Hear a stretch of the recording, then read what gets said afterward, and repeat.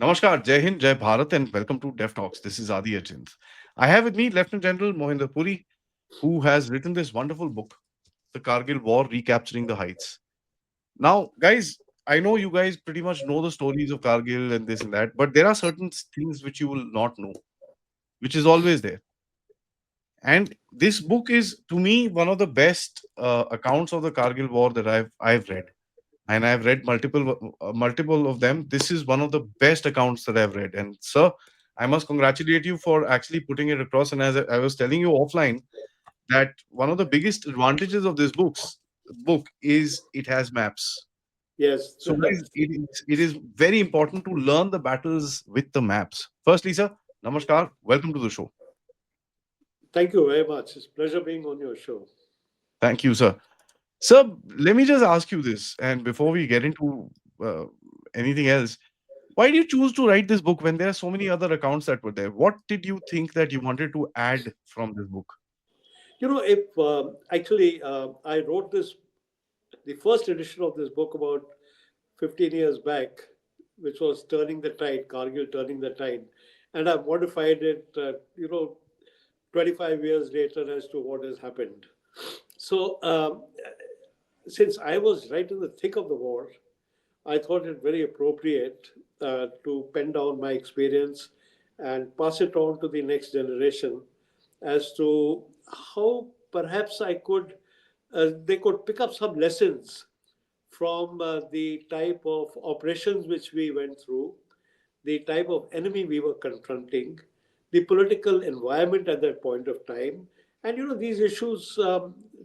25 years after Kargil, they're still very relevant and very important. Though Yes, sir. the method of warfare may have changed, but the basic principles remain the same.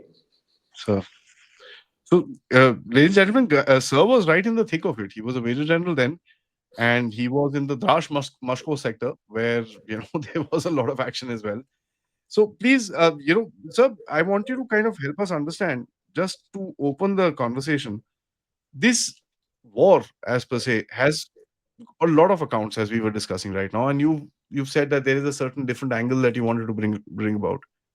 When you talk about this war, the action that took place, I want to ask you, what part of the narrative did you find the hardest to write about? Because there are 3 4 areas where I thought that you wanted to kind of say uh, put certain things straight with your book. I mean, Yeah, I think I've tried my best to put everything straight, which I thought at that point of time was important to convey to the audience. sir, Uh, but I think you hit the nail on the head. There are certain issues which I didn't want to dwell on, and I think I would still like to keep it away from the public domain. but you There kind are, of you clarified a lot of things. So, what part of it did you find it hard, the hardest to write about? Was it the you politics? see, Was to it the write about military? personalities is very difficult. Sir, To write about personalities is very difficult, and I was not on a witch hunt. I was not wanting to let down anyone. Mistakes have been made. Everyone makes mistakes. I made mistakes during the war, and I think so.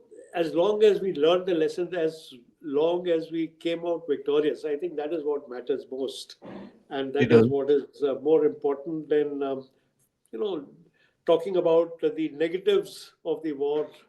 It's better to talk about the positives and what was the final outcome of the war. A lot of people blame this on intelligence, which is okay, fair enough. And it talks about a political context. It talks about the casualty details because of the restrictions or whatever we decided to do ourselves. That's the method of the battle that we've gone across. Do you think with time going by, are we kind of mature enough to understand those issues and kind of work on them positively? Or Yeah, is it gonna be a slugfest even if we bring it out today? you know, I think I've tried to convey the lack of intelligence both at the military level, at the unit level, at the formation level, at the Sure. national level. So I think it was a pretty blunt statement where we said that intelligence was a failure and it was no national secret at that time, nor is it now. It, Mm. it, it didn't meet the requirements for which an organization is established. Now, 25 years hence, I think we have come a long way off as far as the intelligence is concerned. And if you see, the Kargil Review Committee had deliberated on this particular Yeah, aspect, yeah, yeah. and thereafter, certain the organizations were set into place, and I think we are benefiting from those. And it's I think what happened 25 years back when we were totally blank of what was happening right in front of us. Today we are more aware, and I think the intelligence has gone ahead in by leaps and bounds absolutely to meet the requirements of the military as well as the security of the nation. So you've mentioned certain decisions at the beginning of the war, sir, and you've kind of hinted at the fact that they changed the course of the battle for the entire sector, for the entire war itself. What kind of decisions are you talking about, sir?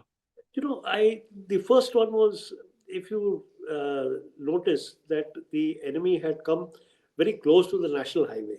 Yes, sir. In fact, it was dominating the national highway to an extent that movement during day was well nigh impossible. And that is the time when the winter stocking of Leh garrison, Leh township is taking place. And a lot of civilian traffic also moves along with the military convoys. So this was the point which was the deepest ingress by the enemy. Yeah. And this is what was the major decision, that we had to take this point so that the communications opened, and thereafter we could tackle the rest of the objectives by ridge, and go ridge hopping, as I mentioned somewhere. So this was, I think, the critical aspect which we thought, and this was the critical decision which was needed to make, because all the resources had to be diverted for this particular operation to ensure that we had 100% chance of success. Because if you notice, till the 13th of June, when we captured this objective, we had nothing to show on ground as Sure. to Mm. what was the we were getting a lot of negative media reports. On the ground, also, we were suffering casualties. So I think this was a very important aspect which turned the tide of the uh, entire battle, the entire war, which was fought subsequently. So you mentioned the 18 grenadiers, especially on the 18th and 19th of May. You've mentioned that they were sent across without any success, and what they were supposed to they were directed to establish a firm base from southwest to southeast as an objective. And you actually criticized it and said it was a knee-jerk reaction to dispatch troops without adequate planning. Yes, you see, I think that at that point on 18th and 19th May, 18 Grenadiers was a part of my formation, but they had been inducted earlier with under 56 Brigade, So, and they had been sent to capture Tololing, which, without acclimatization, without the right type of clothing, without intelligence. So when they went up, they couldn't meet with any success. And they had to then form a firm base, which subsequently we used for capturing this objective. Now, basically, the issue why I criticized 18 Grenadiers, because for 3 weeks nothing substantial came out of it. When you talk of decisions, I think one of the main decisions subsequently was to give this battalion another chance, yeah, and they were given the task of capturing Tiger Hill. They redeemed their honor, yeah. and a fantastic operation was conducted by them, by the commanding officer. And I think whatever shortcomings there were in the initial stages of the battle were more than made up by the capture of the of Tiger Hill. So when we would you consider the capture of the Tiger Hill as a turning point, sir? Tiger Hill, if you see it on ground, it is in depth. It's a very, very dominating feature, but Yeah, it's yeah, quite in depth. So it really had made it had been given a lot of publicity by the media. And in one of my statements, I'd also mentioned it. If it had been called Rat Hill, perhaps nobody would have even thought about capturing it. It was an important feature, but in depth. So it wasn't a priority objective as far as I was concerned. As the war was terminating and coming to an end, point 4875, which was a more dominating feature, and that had more tactical significance than Tiger Hill. Tiger Hill may have been more dominating in terms of height and observation, but the tactical importance of point 4875 was far more than what it was for Tiger Hill. And Mhm. therefore, I captured Tiger Hill first to ensure that the enemy does not divert resources for the capture of the main objective, which was point 4875. So it was basically a stick to keep him in his place. Yes, absolutely. But it was the intention was to capture it at a certain point of time because we had to restore the sanctity of the line of control, and we couldn't just have them sitting at Tiger Hill, Yeah, yeah, you yeah, of know. course, Yeah. of course. So when you said redeemed, that's a very interesting redeem the honor, and that's a big thing. Naam Namak Nishan is pretty massive for the forces. There is just no question about it. I understand that. Uh, my my point is, how did you do that? Because when a force is at the end of it, they've lost people, they've lost equipment, not been successful. How do you rebuild that unit and say, boys, don't worry, whatever happened, leave it, go, do it? How did you and how did the commanders of that area do that, sir? I think a lot of credit goes to the brigade commander and the commanding officer. They are the ones who really motivate their troops into battle. And I very deliberately decided to, wars come once in a lifetime. They are not fought every day. And a unit which doesn't earn a good name, it takes them 2 generations perhaps to redeem their honor and respect and dignity. So I thought this battalion is a good battalion. It had done extremely well in the counterinsurgency operations. And in all fairness, they deserved a second chance. And the first chance perhaps was due to circumstances which were beyond their control. And I thought it worthwhile giving them a second chance. And I'm so happy that they proved me right.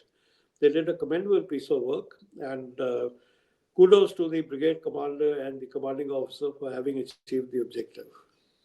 Indeed, sir, and that was quite a turnaround. As you kind of very actually you focused on this particular uh, unit quite a bit because it gains mention even towards the end of your book. So that was something very interesting, and it does seem like that this unit was, I won't say special or different or anything like that, but it had a solid role within the entire thing.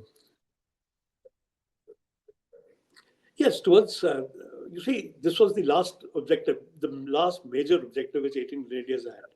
And Yeah, by capturing it, they were finally ensuring that we were well on the way to restoring the sanctity of the line of control. true, absolutely, sir. So when we talk about the political decisions that were taken in terms of the, I won't call it ambitions, I'd call it restrictions, calculations, or whatever you may want to term it as. There are multiple ways of putting it across. Don't cross the LOC and this and that. And you've mentioned that a couple of times in your book. Uh, how do you kind of look at that particular thing as a commander? Do you find it to be restrictive, or do you find it to be the rules of the game, and that's what it is? You see, you do find it restrictive because the very fact, the terms of reference were not to cross the line of control. It Yeah. was a very restricting uh, factor for the army as well as for the air force. So, as far as the ground operations were concerned and as far as the air operations were concerned, this was a very major restriction for us not to cross the Mm. line of control. But when you see that this is a political decision which has been taken, and we've been actually in a democracy, you have to follow the political leadership, and that was the government of the day which gave that decision. And despite, I'm sure our higher headquarters and the army chief would have tried, but when they didn't succeed, so be it. One has to take it in his stride, but you don't have to dwell on it or you don't have to pass this on to the men that this is a restriction. because you have to concentrate on what is ahead and how best you can achieve the task which has been given to you. So you've also mentioned about frontal attacks multiple times. You've said that frontal attacks are very very expensive, especially during mountain operations. They're treacherous. It's dangerous. It's this thing.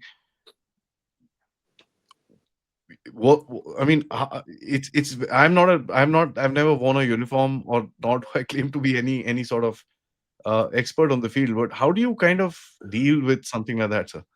It's. I mean, I'm finding it. I'm sure you can make it. I'm finding it difficult to frame the question itself.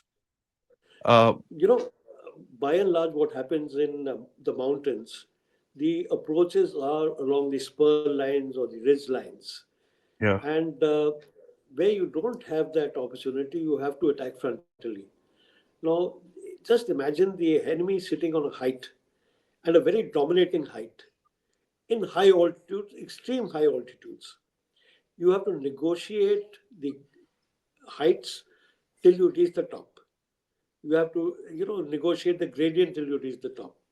It requires a very high degree of acclimatization, physical fitness to achieve that. Now, if you're going along the spurs and the ridge lines, then the observation gets so much restricted and the going is that much simpler. His yeah, domination also. But when you're attacking him frontally, he's just got a sitting duck as far as he's concerned. So, we, where it was possible, where we had the approaches yes, like the spurs which were going up or the ridge lines which we could utilize, we definitely use them. And when I talk about the issue of not crossing the line of control, in the initial stages it was not possible to go back. But the way the enemy had formed himself or deployed himself in tiers, right from the uh, areas close to the highway, right up to the line of control. There were two or three tiers which, along which he had elongate in a linear fashion deployed himself. So you could not go behind the enemy at all times. And therefore, if you were not able to use the spurs or the ridge lines, the frontal attack was the only way out. And that is where it was very costly for us. Though we restricted that the frontal attack on many occasions, but where it was not possible with it because the terrain was such, one had to resort to these type of operations.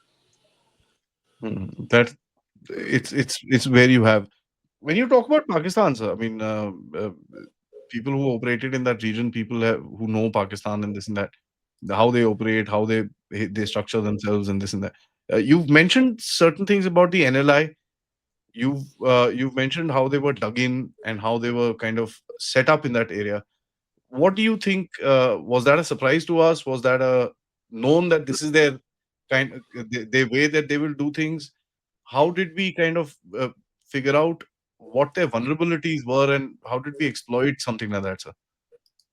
See, when we came onto the scene, we were quite blind because we had very little information of what was the deployment of the enemy, to what extent was he deployed, what were the automatic weapons, what was the strength of the enemy, and all the tactical requirements Yeah. which go into making a plan.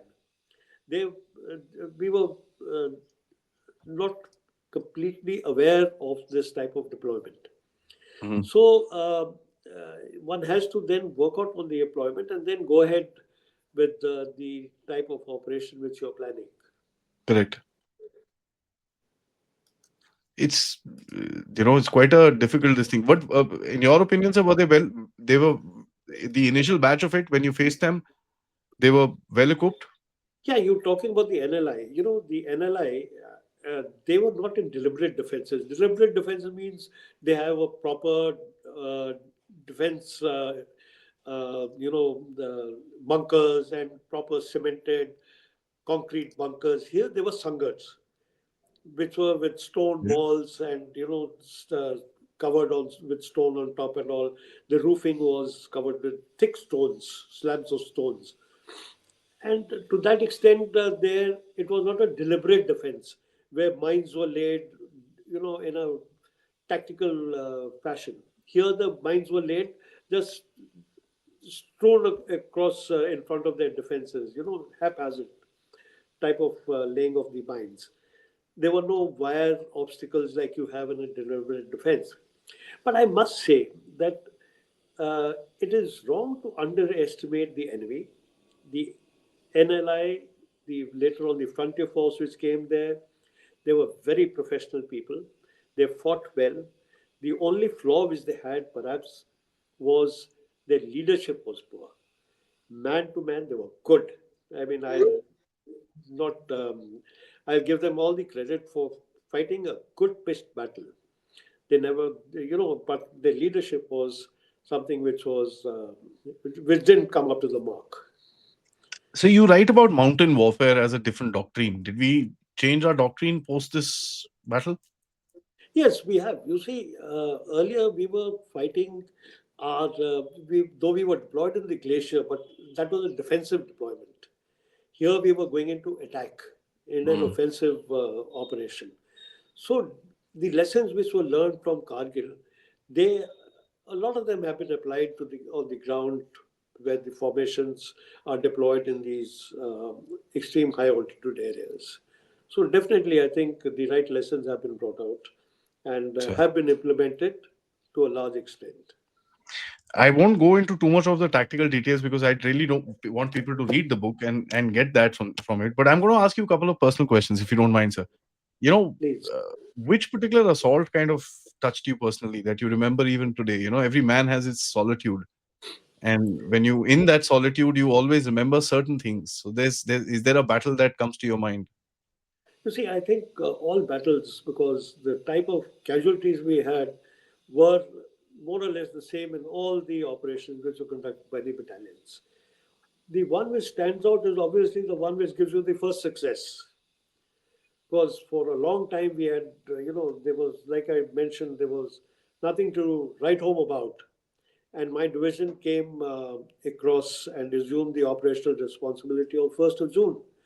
And on 13th of June, when we got our first success, that is something which makes me feel nice and proud. And proud of the battalion. We had a very, very competent commanding officer called Colonel Ravinder Rath, who died about 4 years back. An excellent commander who led from the front, motivated his troops and the battalion, and captured the objective despite all the odds at that point of time against him. He uh, when he went into the attack, we gave him all the resources all the time. Now, in the early morning, there was still some opposition of the enemy, which was not giving him the success.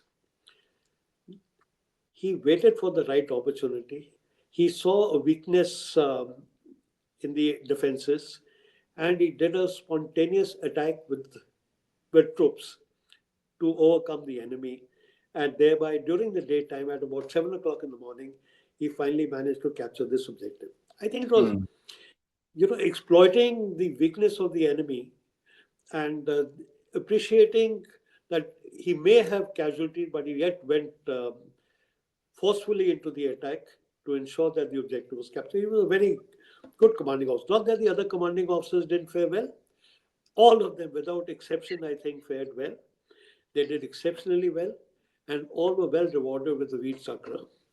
Of course, there's you have an odd man out who perhaps didn't come up to the expectations, but then his replacement later on, Colonel Y.K. Joshi, later on became an army commander who commanded the Northern Command.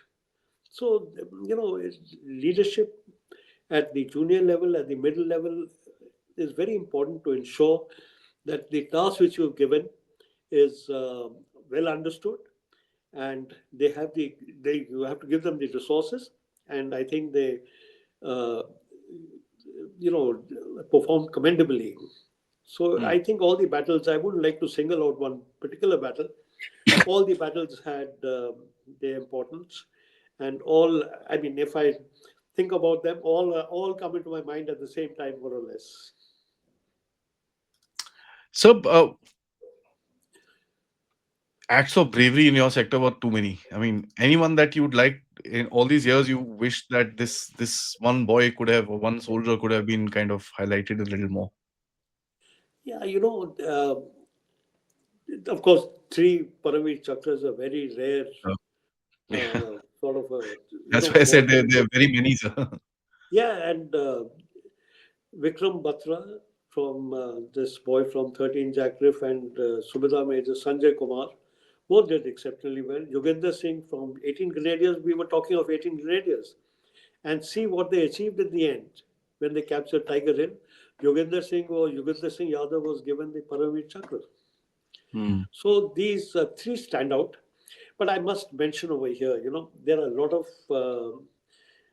of acts of bravery which go unnoticed, unseen, unacknowledged. That's a part of war. You can't have your eyes on everyone, and those which come into the limelight, they do get the awards. The others, I think, they do their job, and they should be proud of what they've done. Lastly, sir, what do you want the reader to take away from this? Strategy, leadership, sacrifice, I learnings? think, What is I it that think, I think English take away? leadership and sacrifices are two main things. Anyone reading this book must realize the odds against which the army was fighting, the type of sacrifice made by the young officers and men, so Hmm. that the dignity and honor of the country and the regiment is maintained. Nothing is lost sight of. I think this was the main lesson which comes out in this entire operation is the bravery and the determination, the courage, the motivation of these young officers and men who just said, "Follow me," and went about their task with a missionary zeal, more or less, to capture their objectives. Leadership, of course, is important at all levels, and but I would give the highest credibility to the sacrifice which has been made by these men. It's, when you, so when you started this book, sir, like, I'll just squeeze in one more if you don't mind.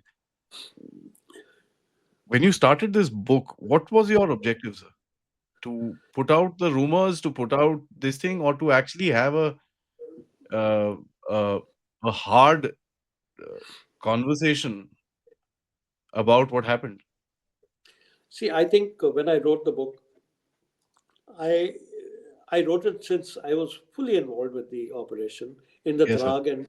Dras and the Moscow sector, and I thought I must pen down my experience as a general officer commanding of a division in war, and I must bring out the good acts of heroism which the young officers and the men performed, and also to give clarity to the type of warfare which we were fighting at that point of time. So there were multiple issues which I wanted to bring across, and I think basically I wrote this from my heart, and I wrote it with the intent of passing it on to the next generation of what Kargil was and how it was fought. Thank you for doing that, sir, because it's important for us to learn. And guys, let me just say this: I found this to be a very comprehensive account, and as you guys all know, that I love maps. If you guys really, really want to understand with each location, with the larger pictures, and we have covered some of these on the channel before, please check out this book. It's available on Amazon, so you can just buy it there. It's called The Kargil War: Recapturing the Heights. Lieutenant General Mohinder Puri. Sir, thank you so much for the time and, of course, the effort. And last but the most important, your service. Thank you so much for doing what you did. And it's a pleasure to have you on the platform. Thank you, Adi. It's always, I've heard so much about you, and I'm really glad that we got to meet you. Thank you. Thank you so much, sir. To the audience, like, subscribe, and, of course, buy the book. Namaskar.